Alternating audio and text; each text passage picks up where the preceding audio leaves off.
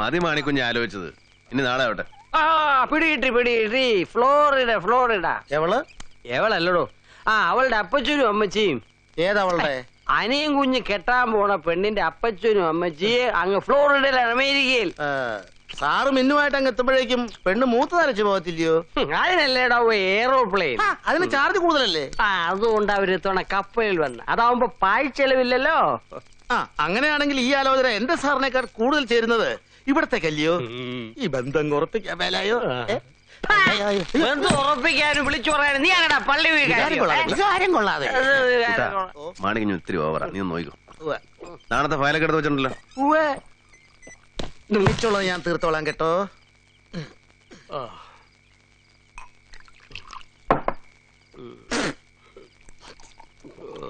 ഒരു പാഴ്ചെലവാ.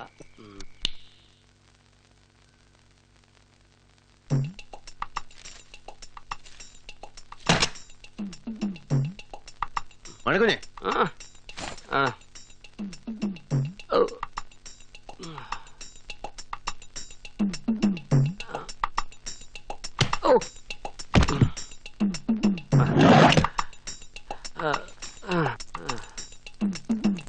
അയ്യോ മാണിക്കുഞ്ഞെ, ഇതെന്നതായി കാണിക്കുന്നേ? ഇതാ ബാത്റൂമോ? ചെല്ലേ. അവിടെ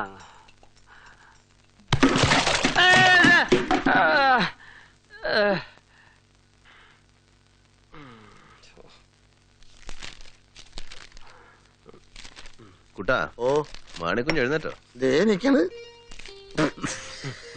എന്നാ പണിയാ മാണിക്കുഞ്ഞ് ഇന്നലെ കാണിച്ചത്? ഇന്നലെ രാത്രി ആ വാർഡ്രോബ് മുഴുവൻ നാറ്റിയനല്ലോ. വേറെ പ്രശ്നമൊന്നും ഉണ്ടായില്ലല്ലോ. വേറൊരു പ്രശ്നം കൂടി ഉണ്ടായി. എന്നതാ? ബാത്റൂമിൽ കയറിയിട്ട് നേരം വെളുക്കുന്നവരെ എല്ലാം തല്ലിപ്പൊളിക്കായിരുന്നു. കുട്ടാ, മാണിക്കുഞ്ഞിനെ എസ്റ്റേറ്റിൽ കൊണ്ടേ വിട്ടേച്ചു. പാഴ്ചെലവാന്നേ. എന്നെ സ്റ്റാൻഡിലോട്ട് അങ്ങനെ വിട്ടാ മതി. ഞാൻ വല്ല ബസ്സേലും മലിയേറി പൊക്കോളാം. ഒരു ബസ്സേലും മലിഞ്ഞേറി പോകണ്ട, പോവാന്നേ കാറേ പോയാ മതി. എന്നാത്തിനെ? അതെന്നാ കാറി കേറുകയല്ലേ? നീ പോടാ പോയി. നിന്നേക്കാൾ മുമ്പ് കാറി കയറിയിട്ടുള്ളവനാ. ഇങ്ങോട്ട് മാറിയെന്നേ കിഴങ്ങൻ. അനികുഞ്ഞെ, ഞായറാഴ്ചത്തെ കാര്യം മറക്കരുത്. ഇതങ്ങ് മറന്നോ? ഇനി ഇവരെന്തുവാ? അല്ല, ഇത് പൊതിഞ്ഞു വെച്ചിട്ട് എന്താ എടുക്കാഞ്ഞ്? ഇതെന്നതാ പൊതിയില്? 3-4 പഴയ ഷർട്ടാ. ആർക്കാ? എനിക്കാ. പഴയതെന്ന് വെച്ചാ കീറിയതൊന്നും അല്ല, കാണാൻ പുതിയതുപോലൊക്കെ തന്നെ. ഞാൻ ഇട്ട് നോക്കി. എന്റെ നിന്റെ സൈസ് ഒന്നാ. ഒരു പൊടിക്ക് വലുതാണെന്നൊരു സംശയം ഇല്ലേ ദിനാമേ? കോരി കുടിക്കാൻ സമുദ്രം ഉണ്ടെങ്കിലും ചിലർ നക്കിയെ കുടിക്കാന്ന് വെച്ചാൽ എന്നാ ചെയ്യും? അല്ല, ഞാൻ അറിയാഞ്ഞിട്ട് ചോദിക്കുക.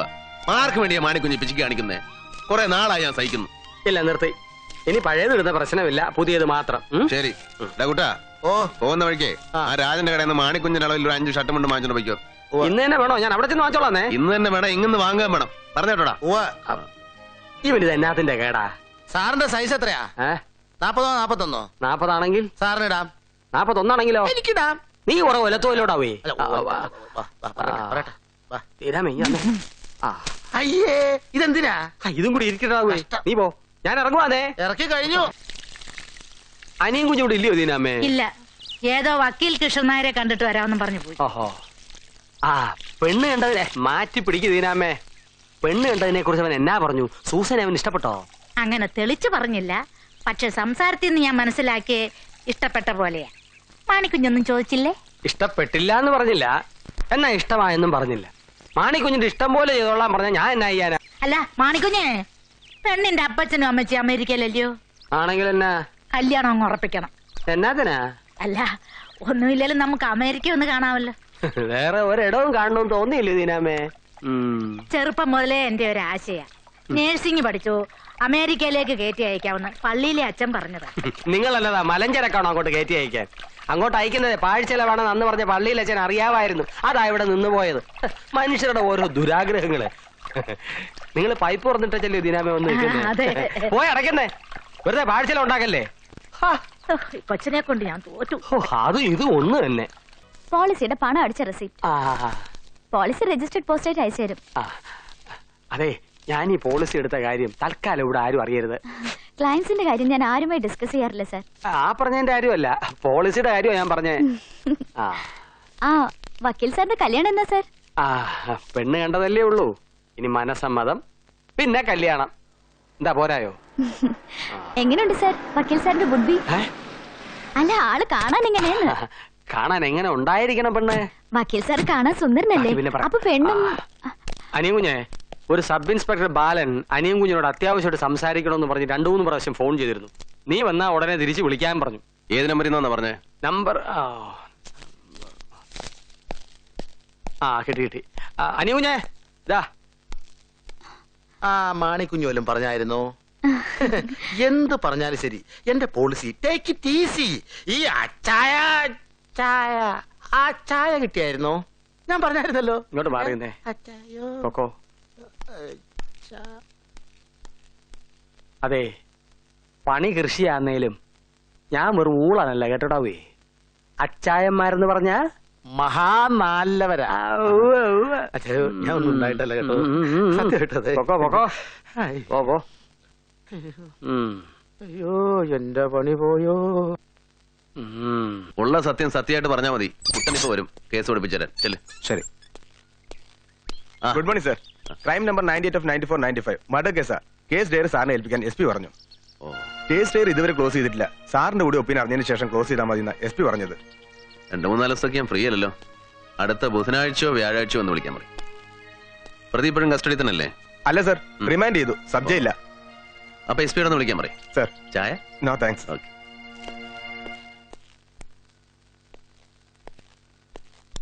Good morning sir. പ്രോസിക്യൂട്ടറെ കണ്ടോ? എന്ത് പറഞ്ഞു? കണ്ട് സംസാരിച്ചു.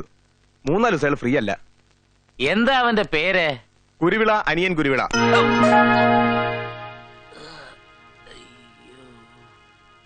അവന്റെ പേര് പറഞ്ഞപ്പോഴേ കണ്ടത് ചോരയാ. അവൻ നമുക്ക് തലവേനയാവോ വിൽസാ? അങ്ങനെയൊന്നുമില്ല. എത്ര പറഞ്ഞാലും മനസ്സിലാവത്തില്ല. ഇവിടെ തന്നോട് ഞാൻ പറഞ്ഞിട്ടില്ലേ നോക്കിയിട്ട് അങ്ങോട്ട് വരാമെന്ന്? അല്ല, ഇതിനു മുമ്പ് ഇങ്ങനെ ഒരു ഉത്തരവ് ഉണ്ടായിട്ടില്ല. കൂടാതെ 5 മിനിറ്റ് മുമ്പല്ല ഞാൻ ഈ ഫയൽ എടുക്കാൻ വേണ്ടി അങ്ങോട്ട് പോയത്. വെച്ചിട്ട് പോടോ.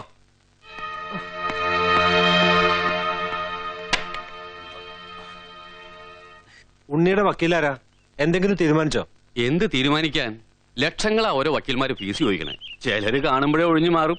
ഫീസ് പറഞ്ഞ് മുഷിണ്ടാച്ചിട്ടാവും. പിന്നെ എന്റെ സ്ഥിതി പറഞ്ഞ 3 അക്കത്തിൽ കവിഞ്ഞ ഒരു ഫീസ് ഒരു കക്ഷിയും ദൈവം സഹായിച്ച് എനിക്ക് തന്നിട്ടില്ല. എന്നെ പോലും സിവിൽ വക്കീല് അത്രയൊക്കെ പ്രതീക്ഷിച്ചാൽ മതി. വരൂ, അകത്തിരിക്കാം.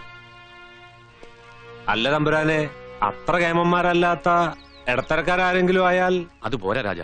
ഇത് കള്ളക്കേസാണ്. കള്ളസാക്ഷികളെ ക്രോസിൽ മുട്ടുകുത്തിക്കണമെങ്കിൽ നന്നായിട്ട് പൊരുതുന്ന വക്കീലിനെ വേണം. പോരാത്തതിന് സർക്കാർ വക്കീൽ കുരുവിളയാണെന്നാ കേട്ട്. ഞാൻ ഭംഗിവാക്ക് പറയല്ല. അയാളാണ് ഉണ്ണിയുടെ വക്കീലായിരുന്നെങ്കിൽ വക്കാലത്ത് ഒപ്പിട്ട ദിവസം തന്നെ ഞാൻ ഈ കേസ് മറക്കും. സമാധാനമായിട്ട് ഉറങ്ങുകയും ചെയ്യും. ഇപ്പൊ സമാധാനമില്ല, ഉറക്കമില്ല, നല്ല സുഖം. കോവിലകം പണയപ്പെടുത്തുകയോ കുറച്ച് വിൽക്കുകയോ ചെയ്താൽ 1 ഇഞ്ച് വിൽക്കാൻ പറ്റില്ല. ആ കോവിലകം എന്നല്ല, ഒട്ടുമുക്ക ആ കോവിലകങ്ങളുടെ സ്ഥിതി അതന്നെയാ. റിസീവർ ഭരണത്തില 108 കേസും ഉണ്ടാവും. പിന്നെ ആഭരണങ്ങൾ കുറച്ചുള്ളത് വിൽക്കാൻ വേണ്ടി ഇന്ദു എന്നെ ഏൽപ്പിച്ചു. ഞാൻ സമ്മതിച്ചില്ല. ഇനി അതൊക്കെ വിറ്റാ തന്നെ എന്താവാനാ? അവളെ നാളെ ഒരുത്തന്റെ കൂടെ ഇറക്കി വിടേണ്ടതല്ലേ. അവസാനം വേറെ ഒരു മാർഗവും എന്റെ ഉണ്ണിക്ക് സർക്കാരിന്റെ സൗജന്യ വക്കീൽ തന്നെ ആവോ ശരണം. ദാരിദ്ര്യത്തെ ഉപാസിക്കുന്നവര് വലുതൊന്നും ആഗ്രഹിക്കരുത്.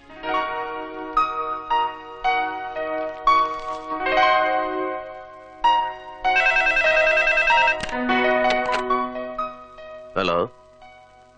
ഉണ്ട്, കൊടുക്കാം. SP sir.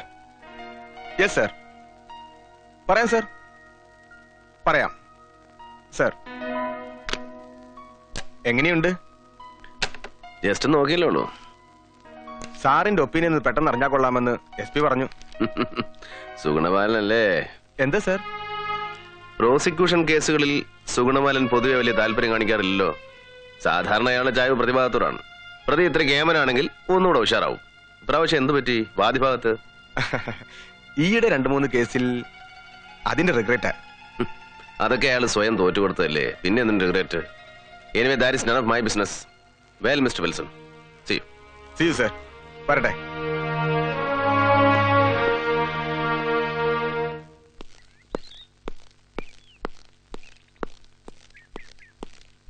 അവൻ എന്താ പറഞ്ഞേ? പ്രതികൾ കേമന്മാരാണെങ്കിൽ എനിക്ക് ഉഷാർ കൂടുവന്നോ? താനും അതുകൊണ്ട് രസിച്ച് കാണുമല്ലേ? എന്നെയാണല്ലോ കുറ്റം പറഞ്ഞേ. അയ്യോ, എന്നെ ആ കൂട്ടത്തിൽ പെടുത്തരുത് സർ. എടോ, വാദികളുടെയും പ്രതികളുടെയും സാക്ഷികളുടെയും പോക്കറ്റ് ബലമായി പിടിച്ചു പറിച്ച് ഞണ്ണാത്ത ഏത് പ്രോസിക്യൂട്ടർ ഉണ്ടോ ഇവിടെ? ഈ കേസൊന്ന് തീരട്ടടോ. അവന്റെ ക്രിമിനൽ ഞാൻ തീർത്തു തരാം. മേലിലാ നാക്കൊണ്ട പൊട്ടി. അവൻ ആരെയൊന്നും പറയത്തില്ല. കുരുവിള, കുഴിക്ക കുരുവിള. അവന്റെ അമ്മയുടെ ഒരു പേര്.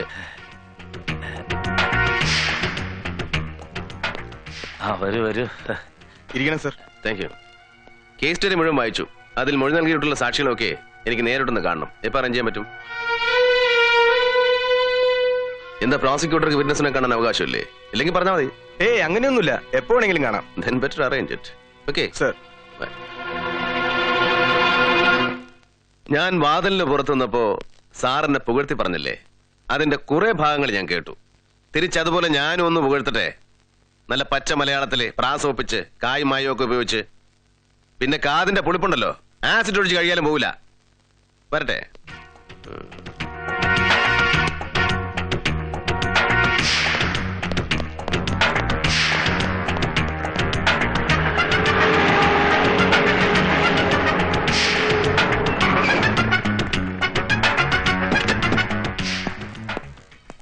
ഹലോ. എന്താ സർ ഇവിടെ? ഞാൻ നിങ്ങളുടെ SP ഒന്ന് കാണാൻ വന്നതാ. ഓ, വരട്ടെ. മിസ്റ്റർ രാജൻ, കോവിലകം കേസിലെ ഇൻക്വസ്റ്റിലൊക്കെ നിങ്ങളുടെ പേരാണല്ലോ കണ്ടത്.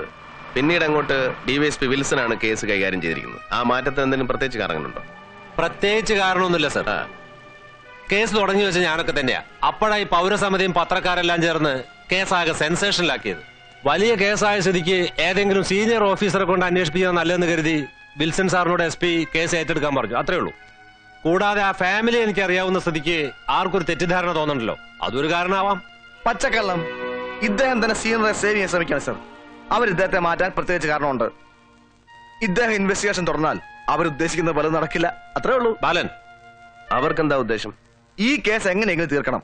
പക്ഷേ അതിനുവേണ്ടി മെനക്കെടാൻ അവർക്ക് സമയമില്ല. പിന്നെ കിട്ടിയ ഉണ്ണിത്തമ്പുരാനെ. സർ, ഞാനൊരു കാര്യം തുറന്നു പറയാം. ആ ഉണ്ണിത്തമ്പുരാനെ ആരെങ്കിലും അങ്ങോട്ട് ബലാത്സംഗം ചെയ്യാൻ ശ്രമിച്ചാൽ അയാൾ ഓടി രക്ഷപ്പെടുകയുള്ളൂ. അതായത് പ്രകൃതം. ആ മനുഷ്യരൊരു പെണ്ണിനെ ബലാത്സംഗം ചെയ്ത് കൊന്ന് കുളത്തിലിട്ടു എന്നൊക്കെ പറഞ്ഞ കഷ്ടം തന്നെ. ബാലനങ്ങനെ തറപ്പിച്ച് പറയൊന്നും വേണ്ട. സങ്കീർണമാണ് മനുഷ്യ മനസ്സുകൾ. എപ്പോഴാണ് അവന്റെ ഉള്ളിലെ മൃഗം പുറത്തു വരിക എന്ന് ആർക്കും പറയാൻ പറ്റില്ല. അങ്ങനത്തെ പല ഇൻസിഡൻസും എനിക്കറിയാം. അപ്പൊ ഓക്കെ സർ.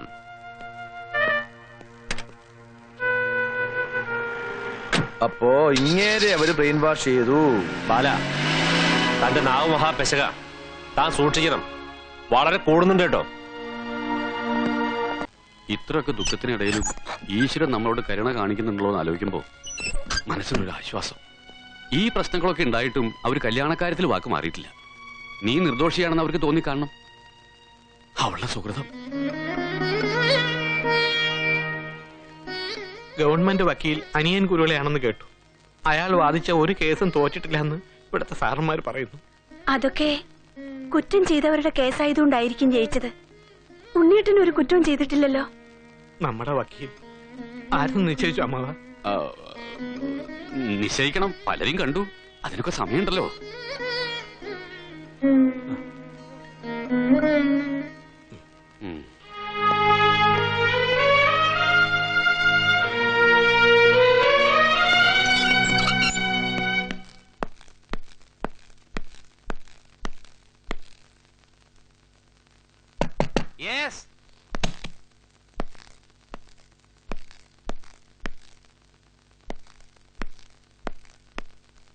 തന്നോട് പലപ്പോഴും ഞാൻ പറഞ്ഞിട്ടില്ല ഇങ്ങനെ വരിഞ്ഞു കയറി വരരുതെന്ന്.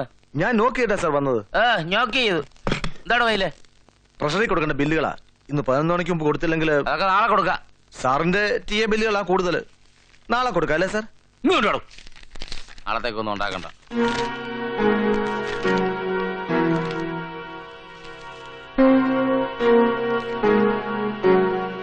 എടോ, ഇയാള് പോയി 3-4 ചായ പറ.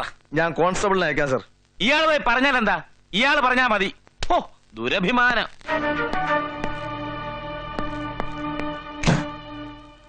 സാർ, കുറച്ചുകൂടെ ഡീസന്റ് ആവാം. ഒന്നുമില്ലേലും അയാളൊരു സബ് ഇൻസ്പെക്ടർ അല്ലേ? ഇവിടുത്തെ ഭരണമൊക്കെ ഞാൻ നോക്കിക്കോളാം. വക്കീലിനെ പണി ചെയ്താൽ മതി.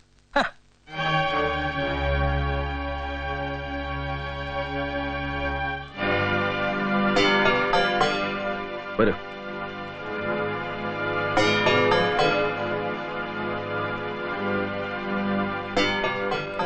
തൊഴിലേക്കാൻ കോടതി മതി. ഇവരല്ലേ മോട്ടീവ് പ്രൂവ് ചെയ്യുന്ന സാക്ഷി? അതെ. നിങ്ങളല്ലേ സീതയുടെ അമ്മ? അതെ.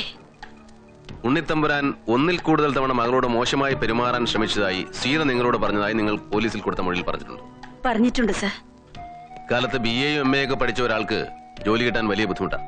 എന്നാൽ വീട്ടുജോലിക്കാരുടെ കാര്യത്തിൽ നേരെ മറിച്ച ആളെ കിട്ടാനാ ബുദ്ധിമുട്ട്. അങ്ങനെയുള്ളപ്പോ മകൾ പല പ്രാവശ്യം കംപ്ലൈന്റ് ചെയ്തിട്ടും മകളെ അവിടെ തന്നെ പിന്നെയും ജോലിക്ക് വിട്ടത് എന്തുകൊണ്ടാണ്? രാജവംശമല്ലേ, അല്പം അതിര് വിട്ടാലും കുഴപ്പമില്ല എന്ന് തോന്നിയോ നിങ്ങൾക്ക്? പിന്നെ നിങ്ങൾ ആവശ്യമില്ലാത്ത ചോദ്യങ്ങൾ ചോദിച്ച് അവരെ കുഴപ്പിക്കാൻ നോക്കണ്ട. അവരുടെ മൊഴിയിൽ എന്തെങ്കിലും പോരായ്മ ഉണ്ടെങ്കിൽ അത് പറഞ്ഞു കൊടുത്താൽ മതി. PP കയറി ഡിഫൻസ് വക്കീലാവണ്ട. എന്ത് ചോദിക്കണം, എങ്ങനെ ചോദിക്കണം എന്നൊക്കെ ഞാൻ തീരുമാനിച്ചോളാം. നിങ്ങൾ എഴുതി വെച്ചതൊക്കെ അപ്പാടെ സ്ഥിരീകരിക്കാനുള്ള ബാധ്യതയൊന്നും എനിക്കില്ല. സാക്ഷികൾ ജെനുവിനാണോ എന്ന് എനിക്ക് കൂടെ ബോധ്യമാവണം. നിങ്ങളുടെ പ്രസൻസിൽ ഇവരെ ചോദ്യം ചെയ്യാൻ എനിക്ക് ബുദ്ധിമുട്ടാണ്. പ്ലീസ്, നിങ്ങൾ പോകുന്നോ ഞാൻ പോണോ?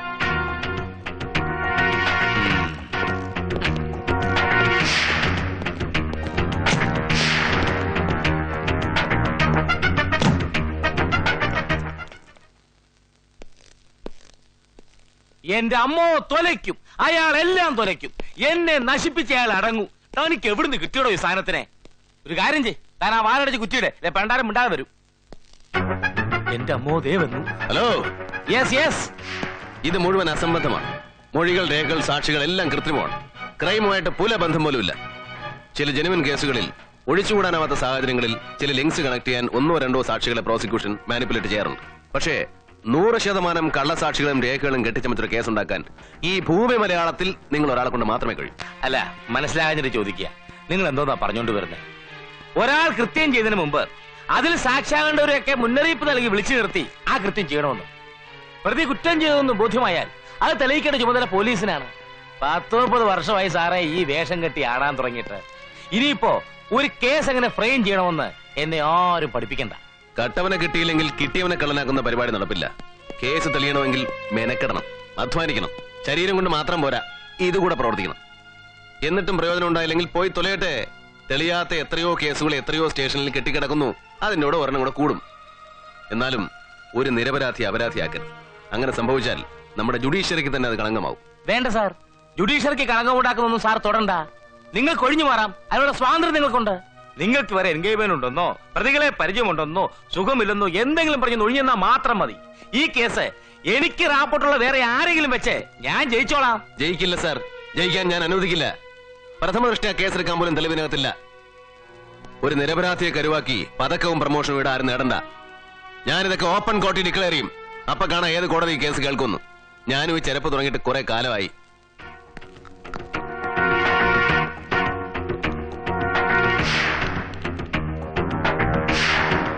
വേറെ ഏത് പബ്ലിക് പ്രോസിക്യൂട്ടറാ ഉള്ളത്?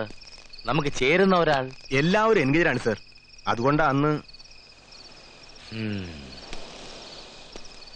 ഇനി ഏതെങ്കിലും തരത്തിൽ മറ്റൊരു BP കൊണ്ട് കേസെടുപ്പിച്ചാലും വേറൊരു പ്രോബ്ലം ഉണ്ട് സർ. പല തട്ടുകളിലാണെങ്കിലും കാര്യമുള്ളതുകൊണ്ട് ഒരു കോമൺ കോഴ്സ് വരുമ്പോൾ പ്രോസിക്യൂട്ടേഴ്സ് എല്ലാം യോജിക്കുമോന്ന എന്റെ സംശയം. കുരുവിളയുടെ നിലപാടറിഞ്ഞ് മറ്റു BP-മാർ സഹകരിക്കാൻ തയ്യാറായില്ലെങ്കിൽ എന്ത് ചെയ്യും സർ? കൂട്ടത്തോടെ ഈ കേസ് ബോയ്ക്കോട്ട് ചെയ്യാൻ തീരുമാനിച്ചാൽ? ഈ കേസ് ഒരു പബ്ലിക് പ്രോസിക്യൂട്ടറും വാദിക്കാൻ പോകുന്നില്ല. പിന്നെ ബ്രഹ്മാവ് വിചാരിച്ചാലാണോ ആയുസിന് പഞ്ഞം?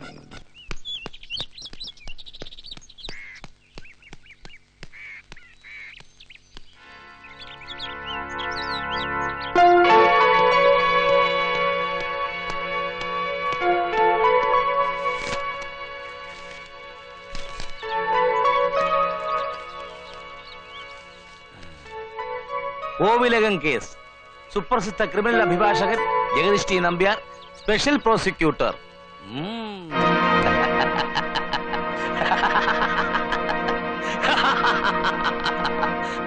ഔട്ട്.